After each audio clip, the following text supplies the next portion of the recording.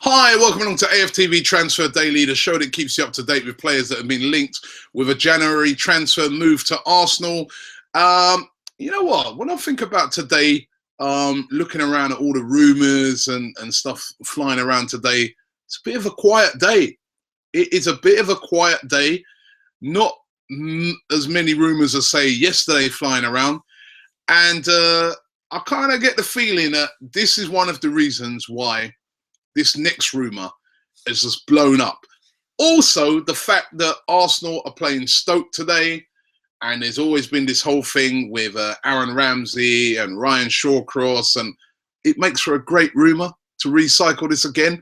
That's me being cynical, but it's all over the place today that Aaron Ramsey has been linked with us up to £60 million move to Barcelona. Now, we've spoken about this before on the show, and we've talked about the fact that Barcelona want to bring the 25-year-old to Barcelona. The rumours this week now is that they sent scouts to the Liverpool game, and they were watching Ramsey at the game Liverpool versus Arsenal the other day, the 3-3. We're watching Aaron Ramsey, and we're very impressed with Aaron Ramsey. Now, how these papers have found that out, I don't know, right? How do they know? All right, a scout might have went to the game, but how do they know he was specifically sent there to watch Aaron Ramsey? Could be watching a whole host of players. And how do they know afterwards that they're pleased with him? Listen, they might have their contacts, but I don't know. This one coming up again today as we're about to play Stoke City, and as I said, with the whole Aaron Ramsey connection to it, etc., just sort of seems to me a bit like, you know what, there's not a lot of rumours around today. This one makes for a great story because Aaron Ramsey is going to be on everybody's lips today, and let's bring it up. Listen, I think I asked this before, but how do you guys feel about that? You know, Aaron Ramsey being sold to Barcelona, getting £60 million. Do you think that'd be, because also in the paper, in the Mirror, for instance, they're saying that they understand that Arsenal would not stand in his way if Barcelona came in to take him. Now, for me, I'm not happy with that. We need to keep all of our best players at the club. Now, there might be some fans out there saying, what, 50, 60 million for Aaron Ramsey? Let's take that. Let's take that. For me, he's one of our best players. He's a regular goal scorer from midfield, which is not an easy type of player to buy. There are not a lot of players that can get you 10 goals plus from midfield at the highest level. And Aaron Ramsey, if he's fit, will do that year in, year out. The fact that Barcelona are looking at Aaron Ramsey shows you that they rate him very highly. He's on his way to becoming a world-class player. He does still have some little faults in his game where sometimes he may give the ball away too easily, etc. But he's 25 years of age, and he's getting better and better. And when he's fit, we saw a couple of seasons ago when he was banging in all those goals. If you keep this guy fit, he is a top player. And I personally wouldn't like to see us sell Aaron Ramsey. I don't care if it's 50 million.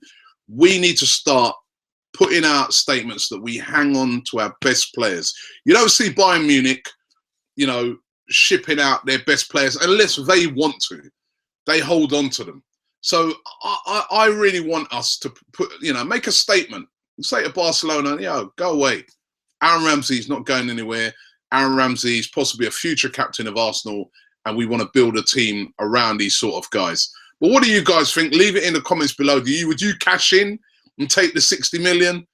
Or do you say we keep hold of our very best players? Another rumour I spoke about yesterday was Inaki Williams, and it seems like this one has been killed off in one day flat. Now, I did say yesterday that I said if Atletico Bilbao got any sense, they sign him up to a new contract, because his contract, I think, was finishing, in 2016, his contract was up, and he had a release clause in it for 15.7 million. Or well, that was the current release clause, 15.7 million. I was saying yesterday, they got any sense, what you do, you sign him onto a new, longer contract, and then, of course, that release clause, you put that through the roof. So that if anybody does want to come in and try and buy him in the summer, they're going to have to pay really big money for him. Well, it looks like that's exactly what Atletico Bilbao have gone and done. They've gone and signed him onto a new deal till 2020. Not sure what the release clause is. Clubs will still be hovering for him in the summer, but it means that the player himself from now to the summer gets paid much, much better wages than what he's probably on very low wages. And it means that the club itself benefits, because when they go to sell him on, they can say, well, hold on, it's not a release clause of 15.7 million. And the release clause is 40 million, but we'll take 35 out. This is how the business goes. That's how the transfer business goes.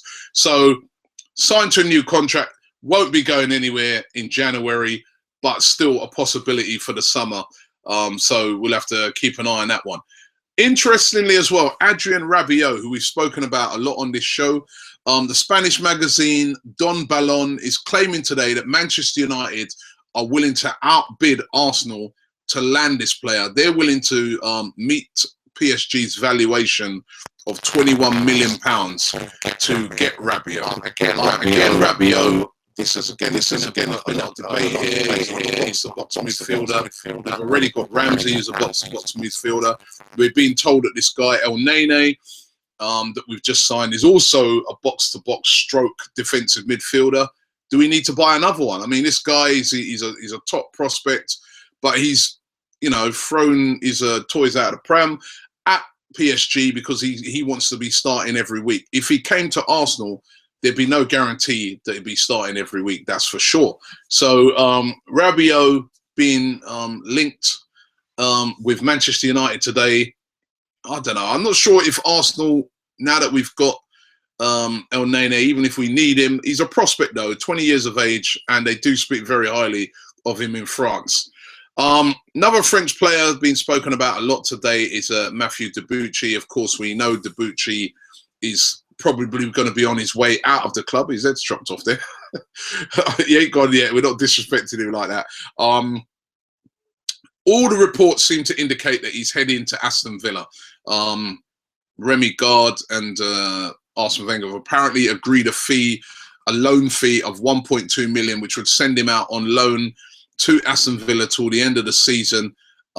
Benefits the player because he gets to play lots of games. Again, I'm not sure about this, if it benefits Arsenal, because what if there's any injury to Hector Bellerin? That's the thing that worries me.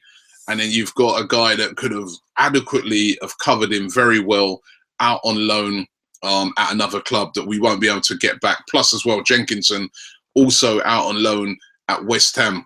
So I don't know. I don't know, but it does definitely look that he is going to be on his way out. And it looks like Aston Villa are now the favourites to sign Mathieu Debuchy. And finally, we spoke about yesterday, Adrien Yarmolenko. Yarmolenko, these rumours still around heavily today. He's a quality player, definitely. 100% quality player. Plays for Dynamo Kiev, of course. Rumours still flying around today about a possible transfer, that Arsenal are interested in signing him, would be willing to pay up to £20.5 million for him. I just can't see, again, it's one of them where I can't see what Dynamo Kiev would have to gain from selling him now in January. This is the difficulty of the January transfer market, in that, teams are looking at it and they're thinking, well, you know what, this guy, we need to keep hold of him. We've got big games coming up, etc. Why would they want to get rid of him now? That is a question. But there are a lot of outlets linking us. When Wenger says he'd only sign players of real quality, I think Yarmolenko sort of falls into that category. So we'll have to watch the space on that one. But Yarmolenko being linked today again with a move to Arsenal.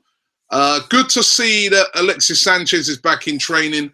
Yesterday, he seemed to be training a lot. It was Arsene Wenger saying that, he's going to assess him over yesterday to see whether he's going to be in the team today. I'd love to see him play in that game against Stoke, or play some part at least. It'd be great to get him back. I mean, this is a massive game today against Stoke. It's a place where we've got a horrible record in recent times. We could put out a really massive statement to the Premier League, to our fans, by winning this game. Results yesterday at Leicester, that kind of went for us. Not City, but we could really do with a win today. I just think that if we was to go to Stoke today and win, and by the way, it's snowing here in the UK. If you're not here in England at the moment, a very cold day, very snowy day.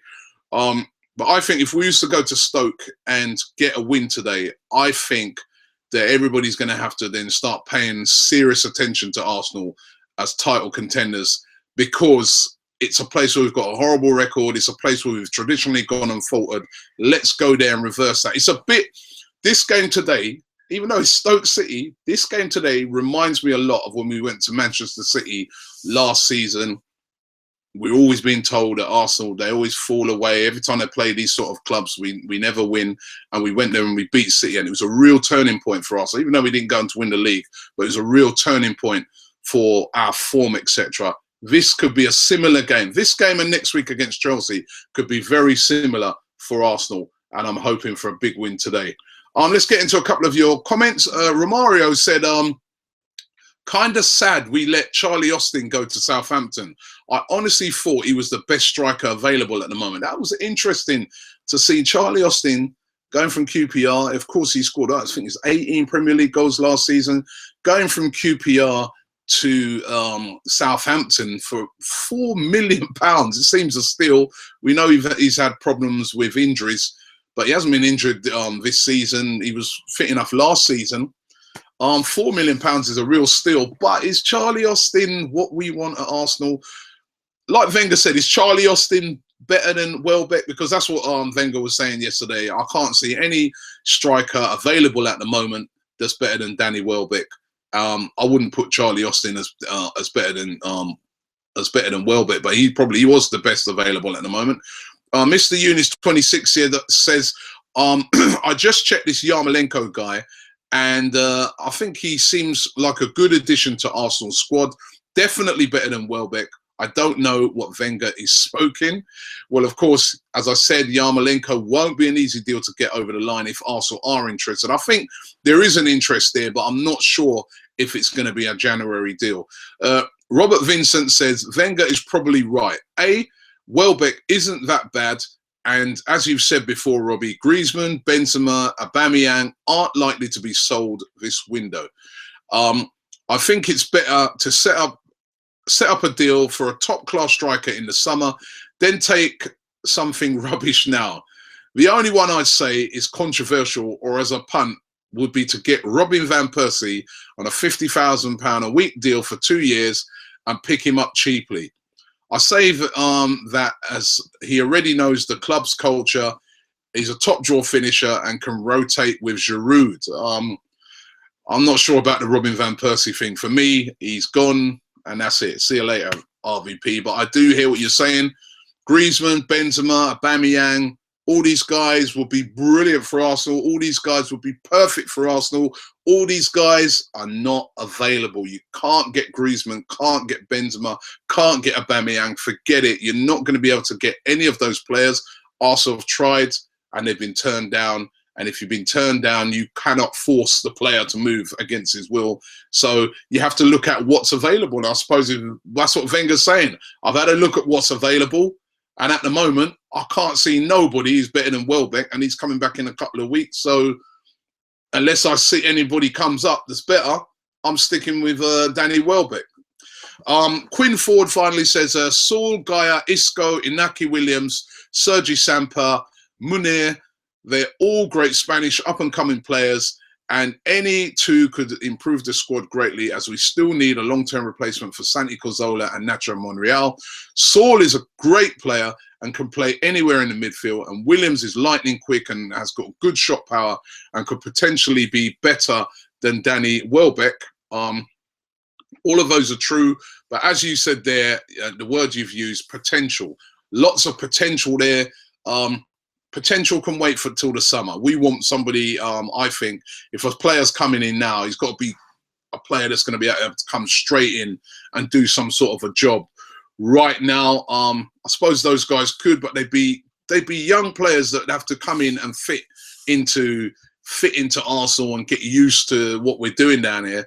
And hence, you're probably better off waiting on the summer to try and make bids for any of those players. And again, all of those players would be very, very hard to shift in this January transfer window.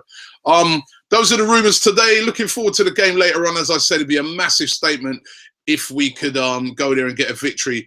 I'm looking forward to some possibility of today as well, to seeing this guy, Mohamed El Nene. Could he play? Could he start even? Perhaps not start. I wouldn't mind him. You know, listen, if this guy's as good as they say, I wouldn't even mind seeing him start there, because I think Flamini hasn't had the greatest of games in the recent weeks, but probably won't start.